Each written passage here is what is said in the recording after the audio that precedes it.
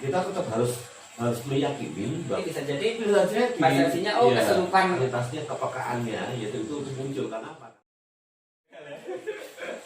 Terus gini, ada lagi sebelum nanti ke kita lebih ke soft ya, bukan ke kesurupannya, tapi bagaimana mengkondisikan anak supaya setidaknya anak itu dimanapun bisa happy. Sebelum ke situ, kira-kira kalau misalkan terutama di alam bebas nih, karena kadang-kadang fenomena itu kan banyak di alam bebas. Ada kaitannya nggak sih Pak dengan attitude kita di alam tersebut? Jelas. Jadi gini, saya sampaikan yang 5-10% tadi. Ya. Dia sudah diizinkan sama orang tua, dia juga sudah nyaman. Ya. Kemudian dia tidak ada satupun permasalahan psikologis pada saat dia berangkat, katakan di sebuah titik perkemahan, ya kan? Dia enjoy lagi gitu ya. Tetapi ketika di sebuah tempat wilayah dia camping, attitude dia kurang ya. Kita tetap harus meyakini bahwa di segala lini di belahan dunia manapun itu ada, kalau bahasa ilmiahnya residu energi namanya ya, residu energi. Tapi ada yang bilang ada doyo bisa ya, ada yang bilang juga bahwa itu ada sebuah isoteri, bisa metafisis, ada terserah lah apa yang bisa dipahami oleh para netizen dari Pak Torman punya cerita ini. Yang jelas ketika dia itu dalam tanda kutip kurang sopan terhadap lingkungan tersebut, bisa jadi residu energi ya, itu akhirnya akan memberikan respon timbal balik yang belum belum attitude juga, akhirnya nggak sopan juga. Jadi kasarannya kalau Anda kurang sopan, maka semesta pun akan kurang sopan, itu hukum timbal balik gitu. Nah, hal-hal yang demikian inilah yang biasanya masuk kategori 5-10%. Dan fenomenanya biasanya dia awalnya noting terus nih terhadap area ini, nggak punya persepsi apapun gitu loh.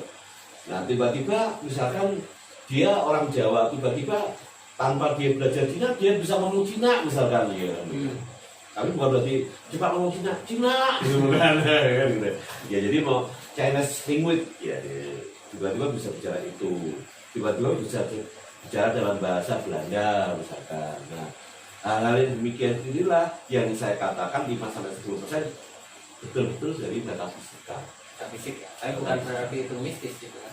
Bukan, sebetulnya itu kan kenapa kalau saya lebih senang dengan istilah residu energi. Jadi residu energi itu segala sesuatu hal yang ada di dunia ini selalu memberikan tinggalan energi. Ya, gimana di masa lalu, entah sekian tahun. Jangan di masa lalu, Mas Dwi duduk di sini, kemudian nanti pulang kembali ke tempatnya. Ini pun sebetulnya ada residu energi. Ya. Bisa jadi kesurupan saya kalau misalnya seandainya itu terjadi, berarti bisa jadi persepsinya kesurupan karena residu energi saya gitu ya. Ya jadi ini yang gitu. Jadi, nah seberapa kuat residu energi atau peninggalan energi dari seseorang itu tergantung juga dari kemampuan yang meninggalkan energi ya, kemampuan dari keseimbangan. Kalau manusia itu keseimbangan mindnya dan spiritualnya. Semakin mind sama spiritualnya tinggi, maka residu energi yang ditinggalkan di sebuah tempat itu akan semakin tinggi. Dan situs-situs yang dalam tanda kutip diyakini beberapa agama dan beberapa aliran kepercayaan pun sebetulnya berawal dari mereka-mereka yang memang antara mind sama spiritualnya seimbang tinggi. Ya, keseimbangan mind sama spiritual itu yang disebut kalau dalam bahasa lain itu disebutkan vibrasi. Kalau memang clear semakin tinggi vibrasinya, semakin besar juga residu energinya. Artinya justru bisa dikatakan ya, mohon maaf ini agak bahasanya agak tinggi karena spiritual gitu. Bisa jadi mungkin ketika misalnya secara personalnya itu seimbang antara mind sama spiritualnya, alam juga seimbang, justru bisa saling menguatkan gitu ya. Iya, bisa. Jadi kesadarannya justru semakin naik. Ya, terupgrade lah kalau bahasa. Kalau Mas Dwi sempat ikut teater, makanya di teater itu ada materi penyelarasan ada yang bilang penyelarasan semesta, ada yang penyelarasan lingkungan. Tujuannya itu kalau di teater adalah kemampuan setting dan blockingnya dia langsung responsif gitu loh ya. Jadi kalau misalkan ternyata pada saat dia main drama atau main teater, oh ini sebetulnya salah nih, improvisasinya langsung muncul karena kemampuan spontanitasnya, kepekaannya, yaitu itu muncul karena apa? Karena dia sudah menyelaraskan dengan ini ya.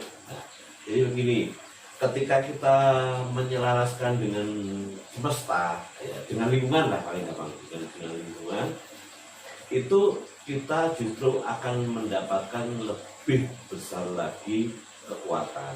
Ya. Satu hal yang harus dipahami, bagaimana cara menjelaskannya? Monggo, ini banyak versi lah, ada yang model meditasi, ya macam-macam. Tapi saya ambil yang di esensinya. Kata kuncinya mau dalam bentuk seperti meditasi seperti ini atau dalam Islam barangkali perlu sholat dulu, apapun lah istilahnya itu. Ya. Kata kuncinya adalah itu tadi sinkron. Dia sebetulnya sudah nyaman antara pikiran, perasaan, ucapan dan tindakannya sudah pas. Nah, pada saat itulah di lokasi yang bersangkutan, ya, dia hanya tinggal menikmati, bahasa gampangnya supaya bisa dipahami oleh para penonton, ya, menikmati yang ada di sekitarnya. Apa yang dinikmati?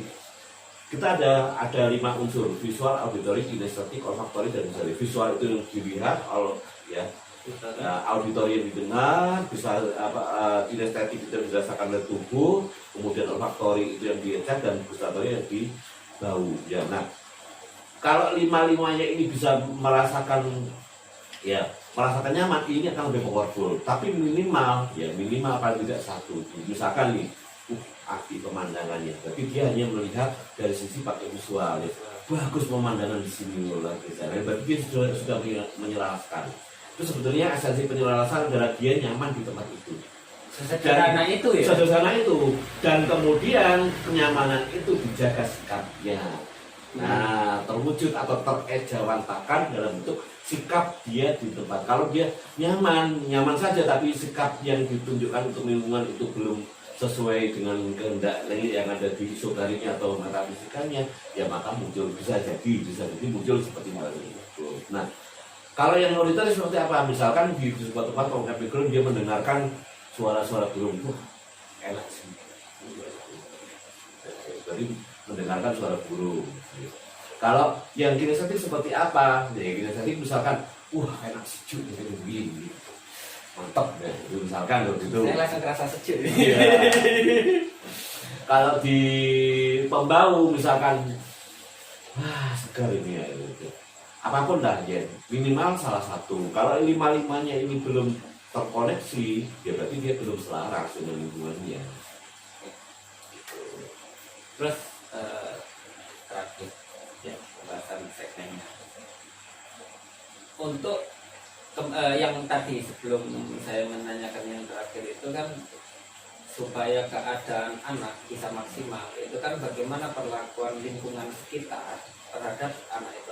Setidaknya nih, antara A dan B ini bagaimana supaya bisa saling memberikan motivasi gitu kan. Kan kadang-kala kan yang membuat tidak nyaman kan A dan B tidak saling menyadari. Kadang-kala satu kecap kata itu kadang-kala kan bisa masuk ke perasaan, akhirnya itu menjadi tidak nyaman. Nah, sikap-sikap seperti apa sih bagi terutama di zaman milenial ini yang dalam kehidupan sehari-hari itu bisa saling memproduktifkan gitu kan. Karena rata-rata kan untuk aktivitas anak-anak itu kan kadang-kadang ya baik gitu kan, tapi kan dalam konteks esensinya kan kadang-kadang kan tidak produktif dan sebagainya.